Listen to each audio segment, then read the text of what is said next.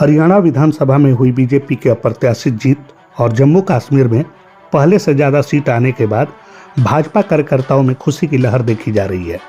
जहां आरा के circuit house में बीजेपी जिला अध्यक्ष और बड़हरा विधानसभा के बीजेपी विधायक सह पूर्व मंत्री राघवेंद्र प्रताप सिंह ने संयुक्त रूप से प्रेस वार्ता कर इस अप्रत्याशित जीत के लिए देश के प्रधानमंत्री नरेंद्र मोदी को धन्यवाद दिया। इसके साथ ही दोनों राज्यों में भारी बहुमत देने वाली जनता के प्रति भी आभार प्रकट किया।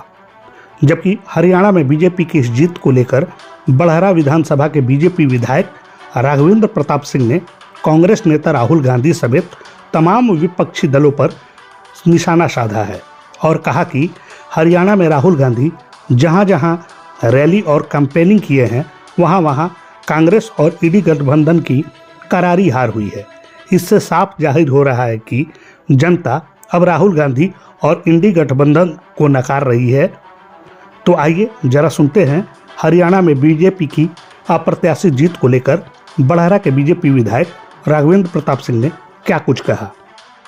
वर्चुअली यदि आप लोग देखिए तो दोनों जगह पर हम लोगों ने जीत का सामना किया।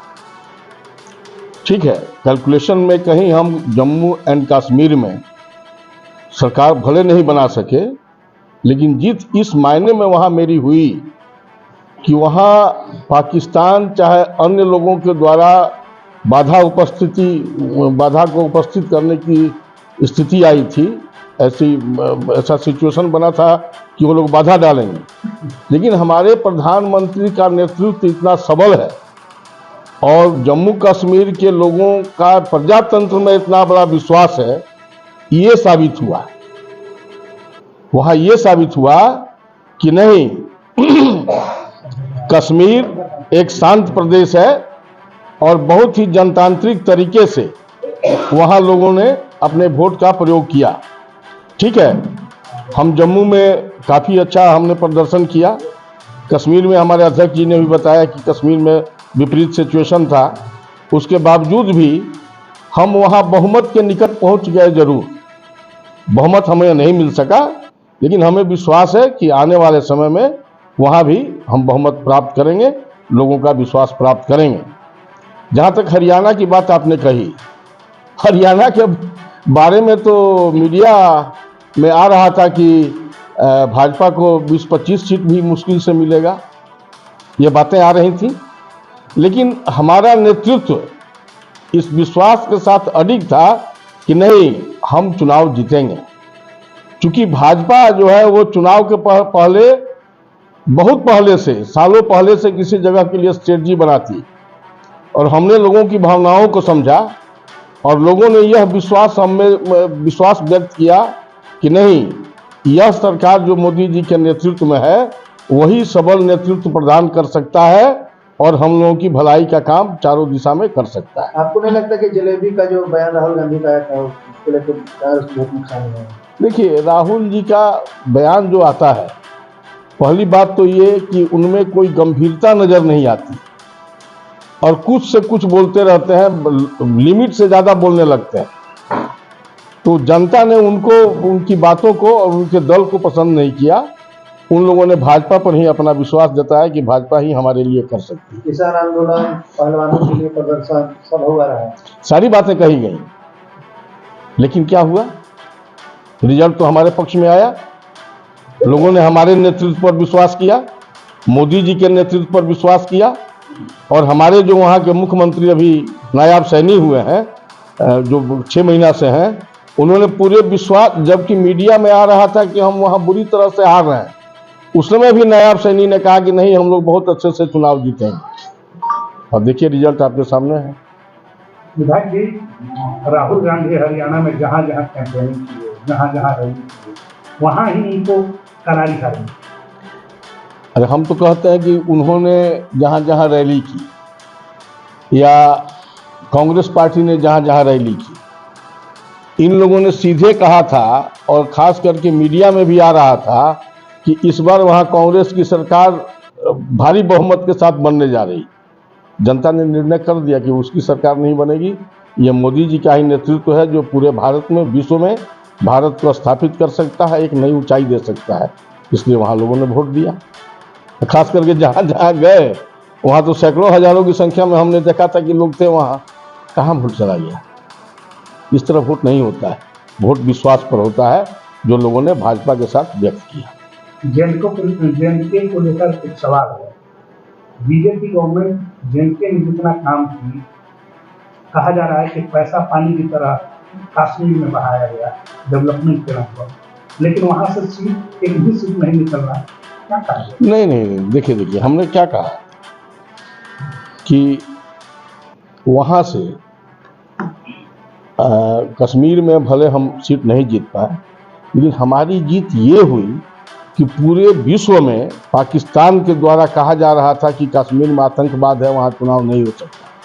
सबसे बड़ी जीत हमारी उस रूप में हुई कि हमने वहाँ चुनाव करा दिया और बिल्कुल शांतिपूर्ण ढंग से। एक भी कोई इंसिडेंट बता दे कि हाँ ऐसा कोई घटना हुई हो तो आप कहें। और आपको आश्चर्य इस बात पर होना चाहिए कि उसी कश्मीर में लोगों ने भले हमें नहीं जिताया, लेकिन जनतांत्रिक तरीका से 70%, 75%, 80% तक लोगों ने वोट दिया। ये क्या है? आज जो कश्मीर की जो स्थिति थी उसमें हर लोग एक्सपेक्ट करते थे कि नहीं यहाँ चुनाव नहीं हो सकता है, कराया हमने। ये हमारी सबसे बड़ी जीत है। और दूसरी सबसे बड़ी जीत है कि हम 6 से बढ़ करके 43 कितने पर आए हम लोग, बताइए। ये हमारी बढ़ोतरी नहीं। और अगली बार हम विश्वास करते हैं कि हम कश्मीर में भी वहाँ के लोगों का विश्वास प्राप्त करके और अपनी सरकार वहाँ हम बनाने का काम करेंगे।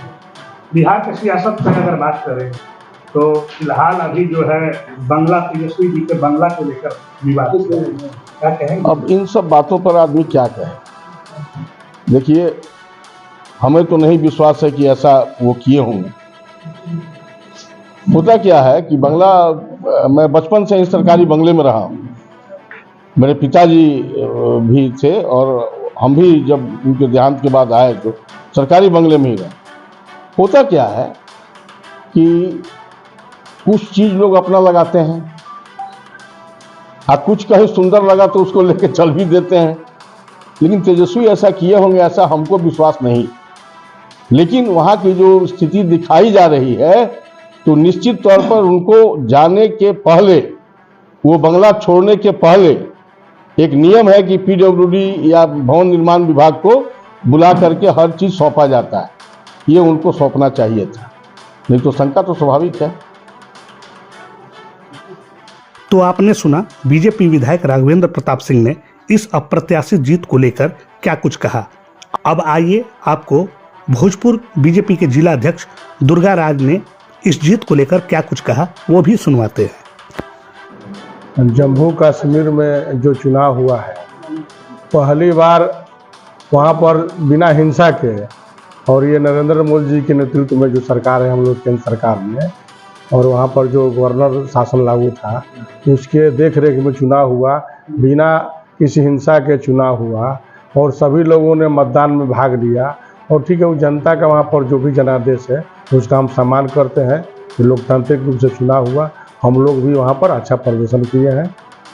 कश्मीर में एक भी सीट अपने को नहीं मिला, तो जो सीट है तो हम लोग को विपरीत, जो कश्मीर घाटी जो है वहाँ पर वो विपरीत परिस्थिति वाला क्षेत्र है, तो इसलिए वहाँ पर हम लोग को थोड़ा परेशानी है। लेकिन बाकी जगह तो हम लोग का अच्छा प्रदर्शन किए हैं। क्या लगता है बीजेपी वहाँ कश्मीर में कब तक सीट बनाने में, या मतलब अब और कितना आप लोग को स्ट्रगल करना पड़ेगा वहाँ पर जीतने के लिए? देखिए, आने वाले समय में जो कश्मीर में हम लोग जो धारा 370 समाप्त हुआ है, लोगों में वहाँ पर विश्वास का वातावरण बना है और आने वाले समय में निश्चित ही हम लोग जम्मू कश्मीर में हम लोग की सरकार बनेगी और जो केंद्र सरकार का जो विकास है उसका प्रभाव पड़ेगा।